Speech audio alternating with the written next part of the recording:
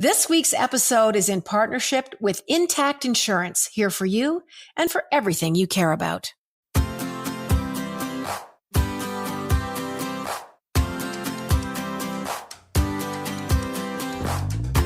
Oh, where do we start? I'm looking out my window right now. Oh, welcome everyone. You're listening to the Jann Arden podcast. I'm here with Caitlin Green, Adam Karsh.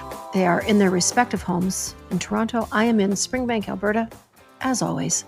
Well, not as always, but I'm looking out the window and it's snowing. Oh. Yesterday it was plus 11. So welcome to the ever-changing world we live in. And man, that goes for everything. In Alberta, the mandates are gone. So we're pre-recording this show today, folks, because we've all got, trying to get three people together is always really challenging. But as of yesterday, no mandates here. My friend went into a coffee shop. So they started midnight on the 1st of March. Mm-hmm. So he went into a coffee shop. Could be Starbucks. Welcome to sponsorship, Starbucks. We're still available. And he said it was the coolest thing in the world. He said everybody had their masks on. Oh, so you're saying the mask mandate's been removed there? It's been removed. Yeah. All the mandates are removed. There's no mandates. You can go into restaurants. There's no passports here. There's none of that. It's gone. So think pre-2020 mm-hmm. of January. Mm-hmm. But he just said he went in there and people have taken it upon themselves and everyone in there had masks on. The staff, the patrons, everyone was like, good morning, good morning. Mm-hmm. It was pretty cool. I think it's going to be a mixed bag of, the only thing I'm hoping for, and we'll see, you obviously, number one, hope that we don't have a case like they did in Denmark where they removed all the things and then their cases skyrocketed. So you hope that doesn't happen. Mm-hmm. So in the land of make-believe where there isn't a wild uptick in cases, it would be nice if we just had everyone stop yelling at each other so much. And if that means that you are mostly going to wear a mask when you're out, great. If that means you're one of the people that doesn't and our numbers stay low, also fine. So I just am interested to see what happens. And I hope, again, I'm saying this by adding in the asterisks of, I hope it's not like Denmark, because a lot of people are thinking it's going to be. That's the concern. In Ontario, we dropped the vaccine mandate for like the proof of vaccination for non-essential places. So, it's still there in healthcare settings. It's still there for long-term care, no longer there for restaurants. Masks are in place. And I think they'll probably make some changes to that at some point in the near future. I just think that the inconsistency in messaging regarding showing proof of vaccination and also where to have masks and where to reduce numbers and where not to reduce numbers, that has made people just disregard or feel frustrated with everything altogether. And so I feel like they kind of have to have a unified front more often than not. And if that means it's up to the individual on all things, then fine. And if it doesn't mean that, then, go back to the way things were. But when we look at the possibility, I saw someone tweeting about this. She was an obstetrician. And she said the cognitive dissonance of seeing thousands of people gathered to go to a Leafs game and then having partners not able to attend ultrasounds with their, pregnant partners is overwhelming to people. So that's the stuff. The optics aren't great. No, wrap it up. Like figure it out. Let people go do things or don't. But don't say, oh, you're not going to be able to come to an ultrasound, but hey, 10,000 of you can go to a Leafs game. Like it doesn't make any sense. Well, I think from the beginning, small business owners were watching people funnel into Walmart and Costco, big box stores, things that were considered, that people had to absolutely get in those doors and get stuff. And meanwhile, people that could have controlled the environment in a much healthier way, I think, by allowing 3 patrons in the store or 5 patrons in the store, everybody masked. Even a small store of 400 square feet could have easily accommodated a couple of people in there and made some sales and certainly not have to have been shut down. I think there's been so many mistakes made. And I'm certainly not going to sit here and say, well, if I was the person doing this, I'd sure get in there. I was at a loss. I think what has really left its mark on all of us is the contention, is the divisiveness, is the fighting, is the arguing about facts and figures and science denial. And it's just been this constant. We could have spent every single podcast that we did So true. this past couple of years talking about the frustrations. Mhm. How do you guys, and Adam, I want to ask you this. You have 2 little girls and you've been working from home. How have you, like, how do you explain it to your kids? You must have had lots of questions. I thank God every day that I have no children.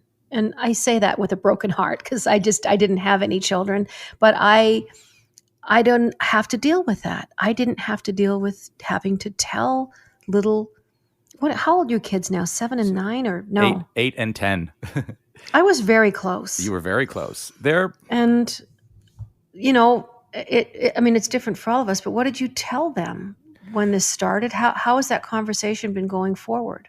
I think they just accepted it. I'm not saying they liked it, but I think they just accepted it and played by the rules and understood they had to wear masks, or they didn't like the fact that we had to pull back on play dates and sleepovers and dinners Yeah. inside with the family, and like programs canceled, camp canceled. I mean, there were a lot of tears in this house when we told them that they couldn't go to camp.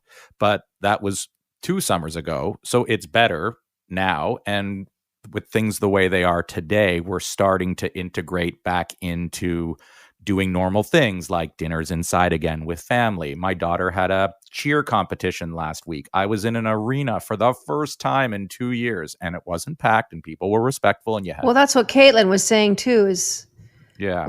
we're seeing those kinds of activities, and yet an ultrasound with your partner would have been out of the question, or being beside your loved one as they have they're suffering, excuse me, medical emergencies or even end of life stuff where people were denied going in to see their loved one. I mean, it all seems so ludicrous. Doesn't make sense. I don't know. I guess history is going to be the only kind of fair. I mean, some people would disagree, but usually when we get a chance to look back, you do have a much clearer sight line of what unfolded. And there was a lot of mistakes made. I don't know what we would have compared it to.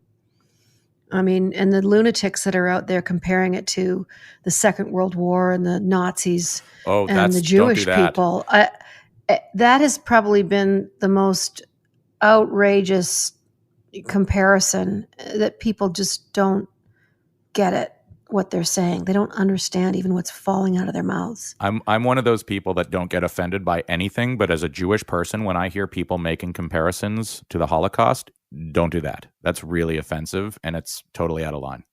Yeah. And the other thing I thought was interesting, so because of everything that's been going on in Ukraine and Russia, so social media companies have really been clamping down on misinformation and on those Russian bot farms.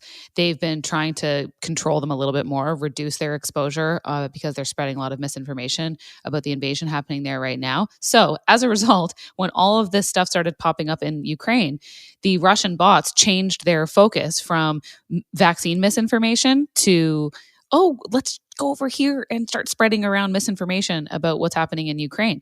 So as a result, I'd also like everyone to add in a little asterisk that a lot of the crap you see and the horrible things that are being said online are being done by a small group of people, and it's an orchestrated attack on common sense and on logic and on truth, and it's being run by these bot farms, and a lot of them are Russian. Truthfully, it's you can see it happen because when they shut it down, all the vaccine bots disappeared and they refocused their energy somewhere else, because that's what it is. It's a campaign. The whole thing's just been awful. I've actually suffered my first really personal casualty as far as the friendship stuff goes. A friend of mine that I've known for 30 years was very vocal about pro convoy stuff and the vaccinations and the science, and it's just the flu. And it wore me out the last couple of years. I really tried to hang in there. Mm-hmm. This is a person that I really love. I don't even know what people would tell me. I don't even know what advice you guys would offer me, but I've just cut it off now. I've made like legal things because this person was on my trust and end of life decisions. Oh, geez, that's inner circle. I'm sorry. Yeah. That's really sad. I'm sorry to hear that. Yeah, it's the first thing I've experienced. I've certainly had conversations and debates and a couple of little heated arguments about how stuff is unfolding, but this just got to the point where it was affecting my mental health, and it was exhausting me thinking about it. And I thought, I'm not just going to back up. And I'm not saying that at some point we can't have a conversation, but right now, I guess there's heels dug in on both sides of the fence, because I'm just not going to go, oh, that's okay, because I don't think it's okay. Mm-hmm. I just don't, especially with what's going on right now. Mm-hmm. People fighting for their lives. There was a woman on the news this morning. I just burst out crying because the journalist was asking her, where she'd come from. And she had 2 little kids. They had their little Disney backpacks on. Oh my God. And they had to leave. I think they brought a dog with them, and they literally couldn't catch the cats. She said they're outdoor cats. There was a lot of missiles and horns, and she said that they were freaked out from the noise, and we couldn't get them.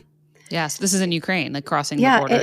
Yes, they couldn't get them, and this was 4 or 5 days ago. And of course, the kids are not only distraught about their family pets, but she said, at least we managed to get the dog, and we've been walking and catching rides with neighbors. But just to talk about personal freedoms, and I know this conversation has been going on a lot. Yeah. In comparisons, in Calgary on the weekend, they had a pretty big 1,000 people, 900, 1,000 people going down 17th Avenue talking about their freedoms. You're listening to the Jann Arden podcast. We're going to keep talking about this, I think, for another segment. We'll be right back. Driving during our Canadian winters means being ready for anything, and that requires planning ahead. In my case, once I've secured my most precious cargo, aka my dog, and an ample selection of beverages and snacks, I make sure I've tucked away stuff like flashlights, warm blankets, and a first aid kit. You know who also likes to be prepared? The good people over at Intact Insurance. Their blog, which you can check out at intact.ca/advice, is filled with tons of useful tips and information and articles to help you and your car get ready for cold weather. Welcome back, Jann Arden podcast. I'm here with Caitlin and Adam. Caitlin, and once again in the break, we're chatting away, so I'll just let you take it from there because I want people to hear what you're going to say. Oh, well, Adam was talking about social media. Yes. And just because we were saying, the amount of coordinated misinformation that's spread on social media, I think it does really trick people. And they believe, oh, there's so many other people that think this weird thing I do. And there probably are. I mean, there's so many people in the world. But you have to understand that, it preys on the fears you have in your mind.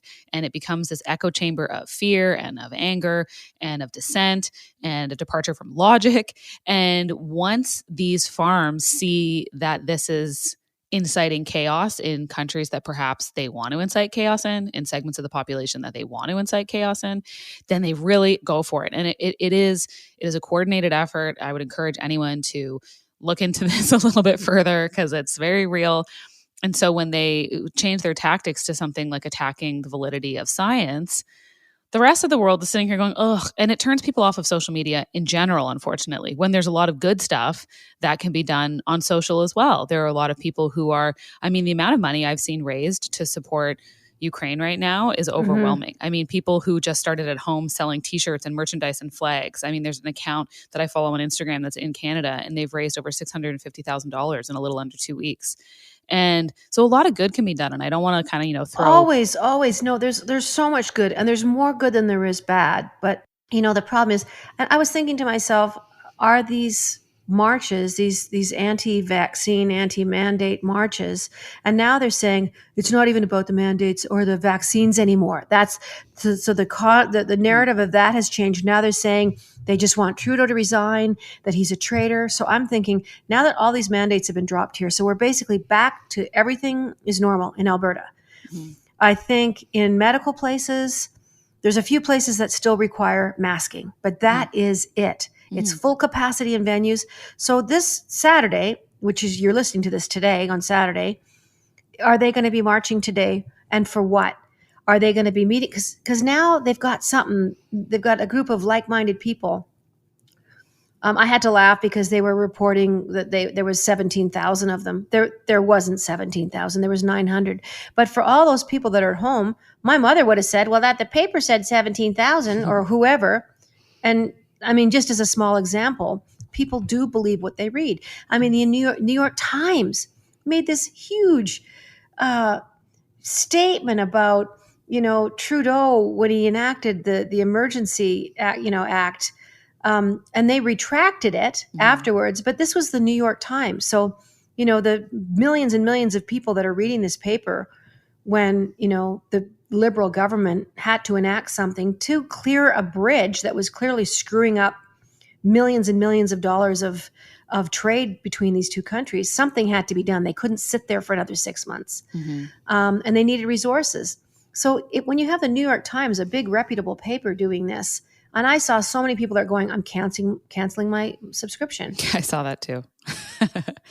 I mean, yeah, and I think Canada has been, by our U.S. counterparts, generally kind of a poorly understood place. I don't really think they get the nuances. I think that a lot of people have a very reductive view of Canadian culture and Canadian people.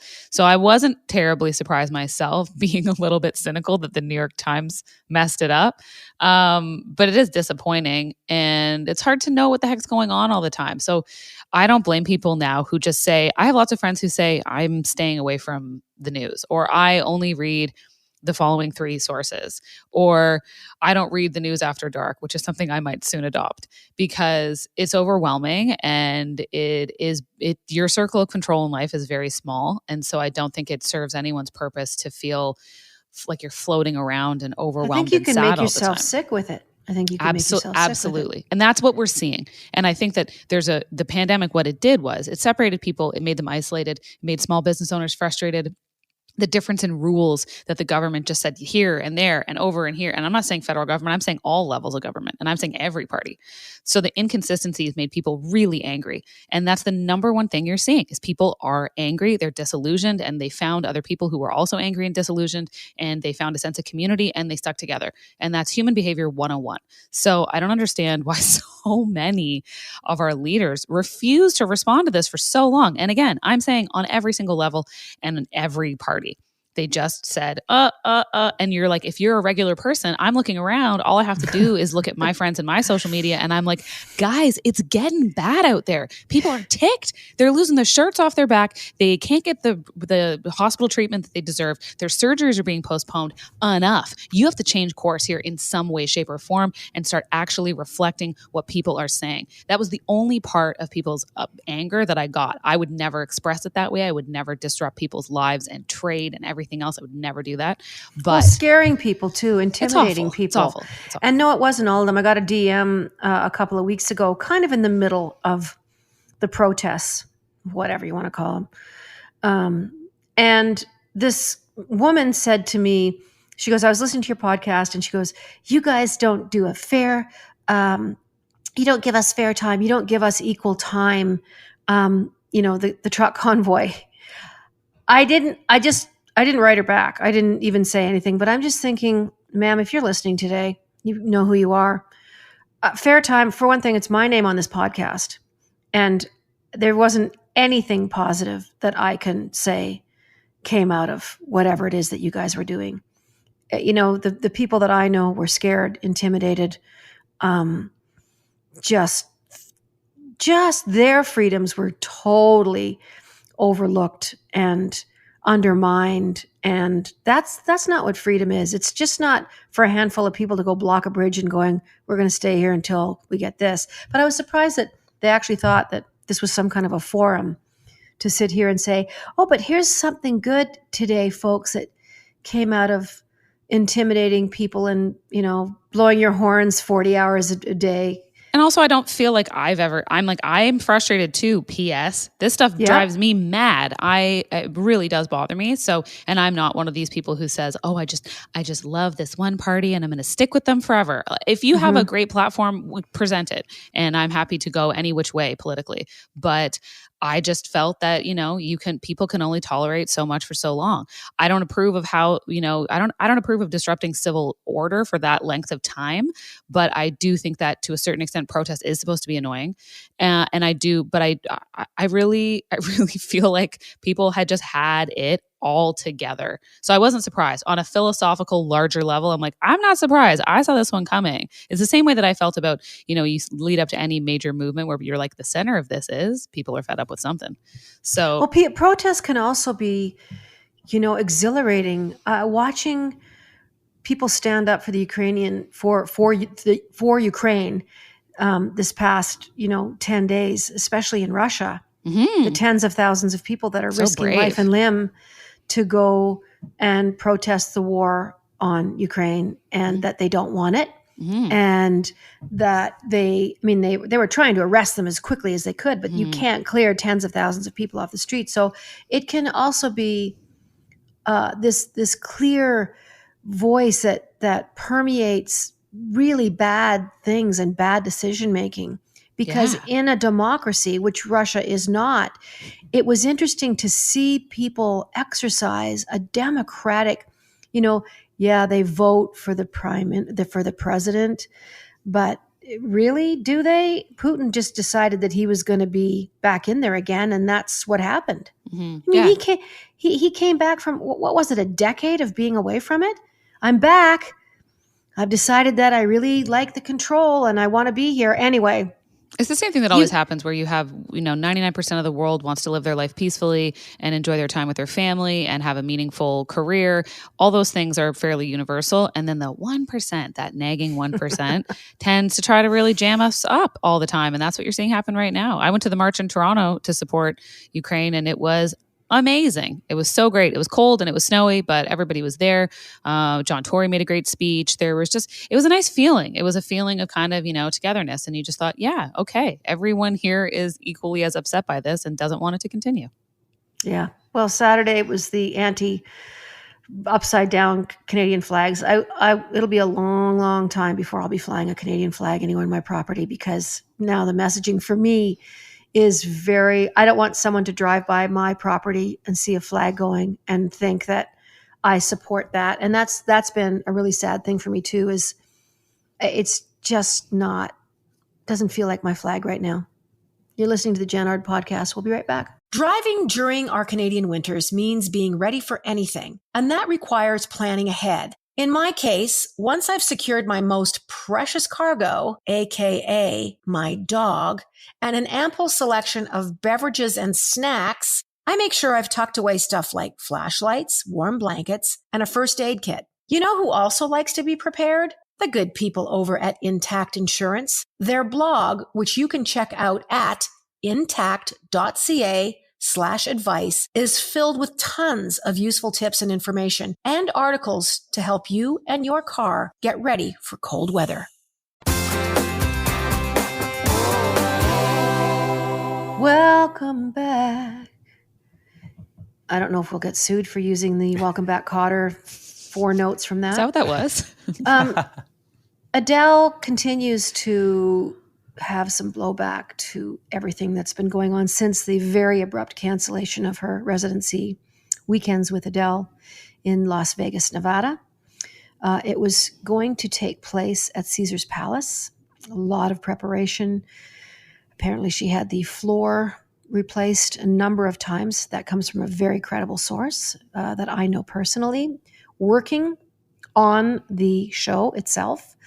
Lots of lighting changes, firing people, hiring people, kind of blaming COVID.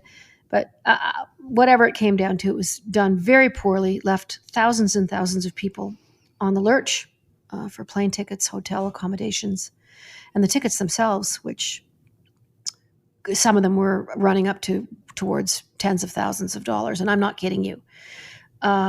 Anyway, now, Caitlin, fill us in on the continuing woes of Adele. What's Adele's last name, by the way? Does anyone know? Oh, I should know that. At one point in time, I could have told you. I've since forgotten because she's become one of those single name artists. Is it Jones? Smith? I don't know. Adele, Laurie, Blue, Adkins. Atkins. I knew it. Dang it. I knew. Adele Atkins. Okay. Thank you, Wikipedia. Well, Miss Atkins is having more problems. Well, okay. So this is the thing. She is still having the ongoing problems, but like tabloids can never make up their mind. So initially, everyone said, "Oh, you know what it is? It's that Adele and her boyfriend Rich Paul are fighting, and that's why." No. And then she showed up to the Brit Awards wearing a big diamond ring, and everyone goes, "Oh, well, actually, she's engaged." And then she went on the Graham Norton show. She wouldn't confirm it because, of course, why would she? But she seemed to indicate that, if she wanted to have a family or expand her family, I should say, because she already has a son. So if she wanted to expand her family, she had to really get these Vegas shows underway because she was only going to be able to, kind of put off family planning for so long. That's not someone who's having problems in their relationship. So now that the tabloids have decided to put her back through the ringer, they're saying, oh, well, what it really is her relationship with Rich Paul was going too well, and that it's distracting her from her gigs in Vegas. And I just thought, I guess we care. Do we care? Like, I do not care. Absolutely not. But is there a male artist who would ever be put through this? Like who'd ever have a relationship, like casting aspersions on their entire career the way it does for, how many children does Drake have? One. And his name is Adonis. That we know about, right? Yeah. I mean, I think it's just the one. I'm still trying to get over the condom and the sperm and the... That's an internet rumor, but yes, it was alarming. It was alarming. It was an internet rumor. As all get out. It was, Google that yourself if you're listening, because I don't want to explain Google Drake it's gross. Saving condom to impregnate yourself at a later time. Yeah. Anyway, but it's good to have rumors on this show because we really want to increase our listenership. But I just think, as you're an artist, you're a musician, do you I don't know too many male artists. I've never presented myself that way, and I've never let people have that line of questioning with me. I mean, I'm well past that age. I mean, I'm almost 60 years old, but there's so many problems with that, Caitlin, and I totally get it of trying to plan your career around children. No, male artists would never face that. Julio Iglesias or anybody else, Dean Martin, anybody, they would have had their wives got pregnant. Those guys didn't even go to the hospital. I remember saying to Mom, was Dad there when I was born? Are you kidding me? What? I don't even know where he was. He wasn't anywhere near the hospital. I'm like, God, really? No, he didn't want to go there. Really? Really. But just for folks out there too, now they're seriously talking about having to change the venue at Caesar's Palace, which causes a whole litany of problems.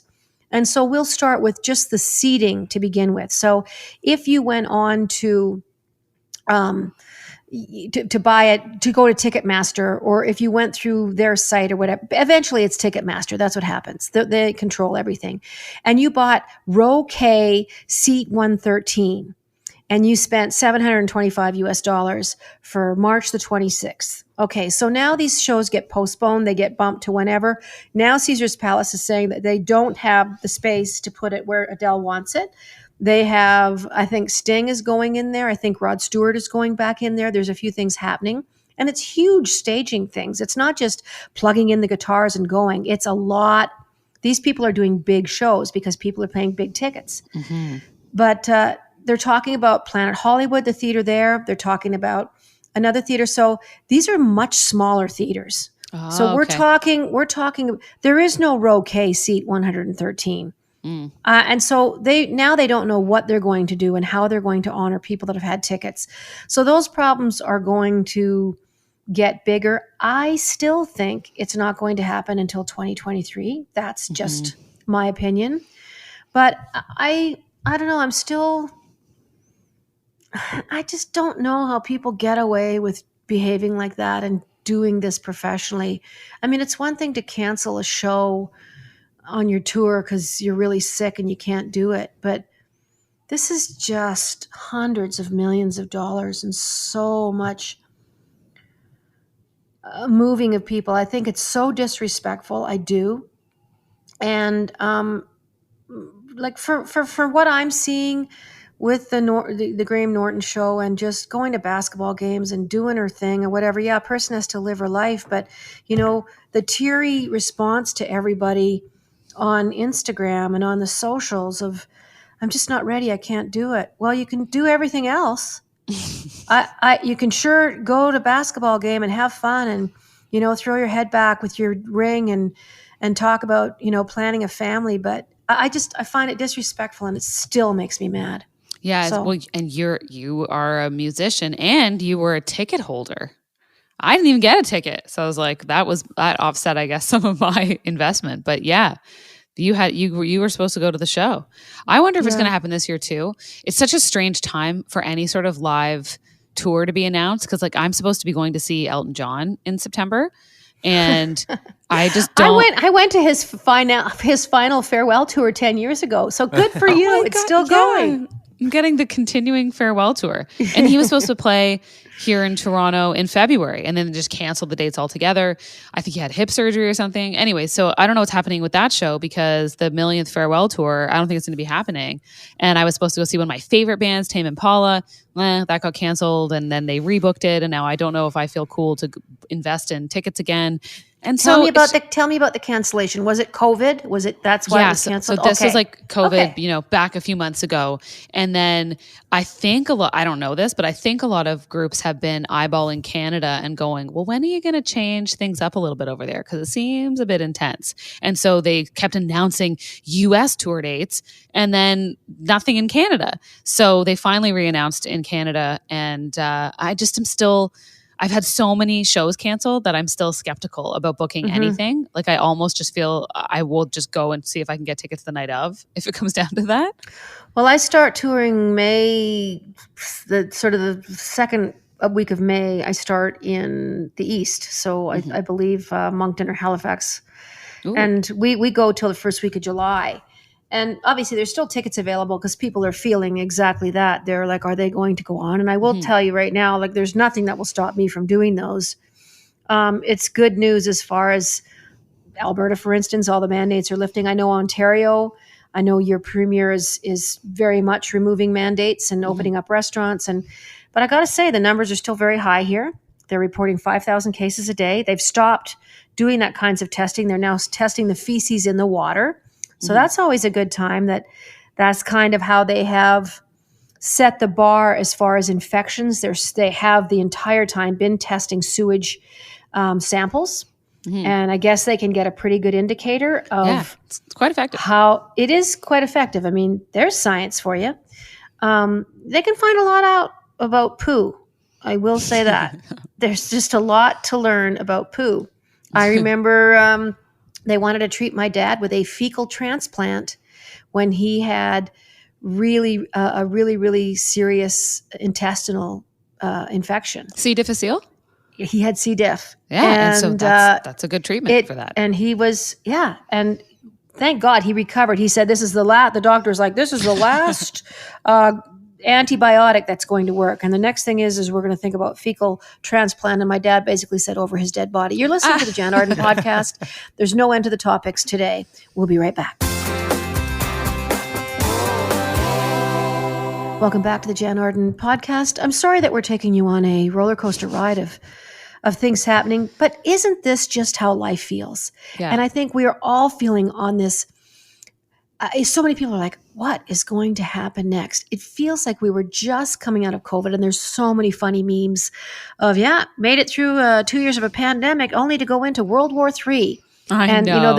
There's lots of that going on, but I think, and we're going to move on very quickly, but I think we're seeing, I'm really actually quite proud of the world, the way the West has really joined together and put these sanctions, unheard of sanctions, onto the Russian government.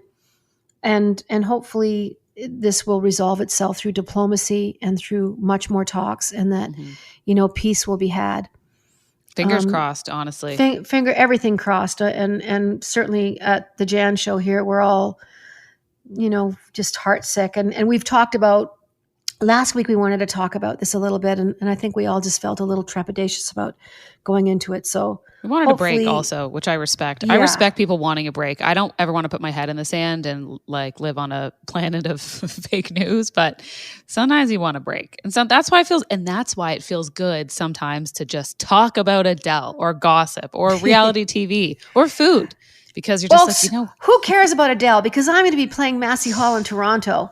Yes. I think it's what's the dates? Is it the 18th and 19th? Did anyone look? I'm looking right now online and it says that it's May 24th and 25th. Oh, there you go. So I've put tickets aside for you, Caitlin, and I've put tickets aside for you, Adam. Amazing. Free. This is free of charge. You're also Thank going you. to each get a basket of cherry tomatoes. Oh my Okay. gosh. Complimentary. You can eat them in your seats. So Massey Hall has undergone a massive renovation over the last, Yes. I want to say 5 years. Every time I walked Yeah. by there, it was up in scaffolding. But they've redone like the stained glass panels that used to be there. Like everything that was boarded up. You never saw those stained glass panels for years. Well, apparently they're under all these bricks and crap. Anyway, new seats. Imagine them. Imagine the people that have sat in those chairs over the last 127 years, I want to say.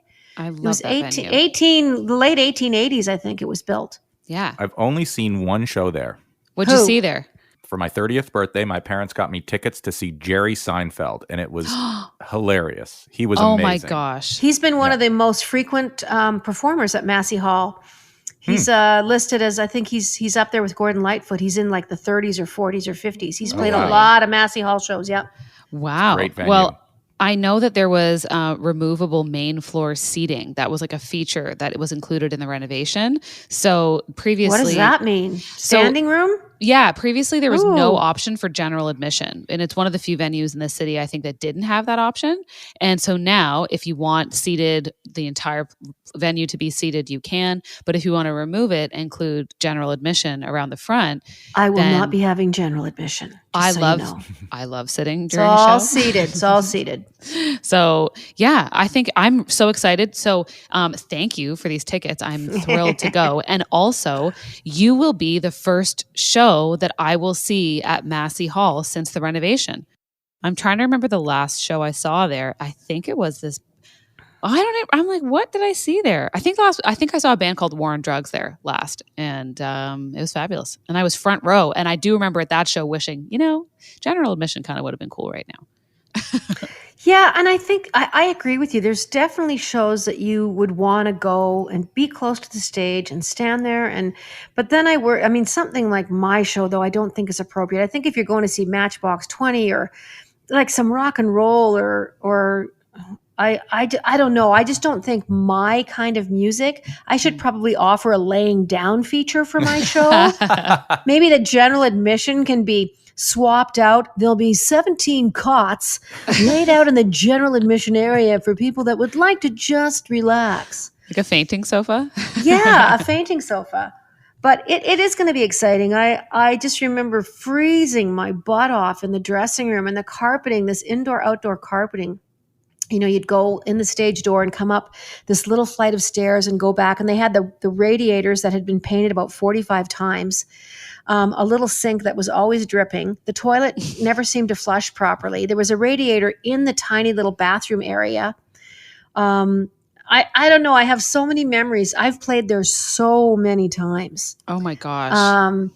And it's going to be really interesting to see what the dressing rooms look like. We always walk in and I always judge the venue by what my dressing room is going to be like. And I have spent much of my career like going, I think I got to get ready on the bus. I mean, I've played some terrible places. You go in and they've literally like left half of a mirror on the wall. And I'd say to Chris, where do you think the other half of the mirror is? And you're kind of looking at yourself, kind of bending and it's not just broken in half like a straight line. It's like a jagged thing that you would see in Psycho in somebody's hand committing a grievous crime. But just in stinky and weird stains on the ceiling. Yeah. And we'd be looking up going, why is there a pat of butter stuck on the ceiling of this room? And you'd go out on stage and your feet would stick like you'd be sticking on the stage. And then thank God, 10 years into my career, things basically started to turn around and I got to play in some pretty cool places. But Yeah, dressing rooms. I can't wait. I can't wait to see what they've done. Artists always have said that Massey Hall was one of their, or maybe this was just lip service, but I honestly believed it. Many times It's when true. I saw someone play there, they'd walk out on stage and talk about how special the venue was. It's true. And is that how it feels when you're on stage there? Like you knew, like it was just different? It's the pinnacle. I think certainly every Canadian act that I've ever met, to get to Massey Hall and to sell the hall out, you feel like people are watching you from clouds. Ooh. They surround you.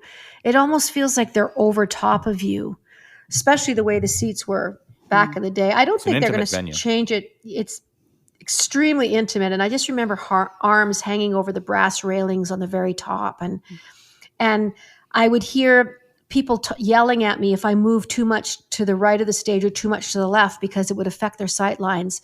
And I'd hear these voices going, "I can't see you." So I learned very much. Like as years went on, I would come out on stage and I'd say, "I just want everyone to know, a lot of my choreography has been canceled tonight because I know if I do a lot of my splits over to the right there, you folks can't see me," because they literally look down and I'm covered up by the lower tier of audience members. Yes. Yeah. So okay, I have to stay in the sweet spot of the stage. So when I play there again, I'm sure that I'll be standing in the middle of the stage, looking very much like a thumb with eyes, and singing songs. And it's going to be. Is that it? Is that our show? You got 1 minute give left. us the 1 minute mark. Parting words, Caitlin. Take us home.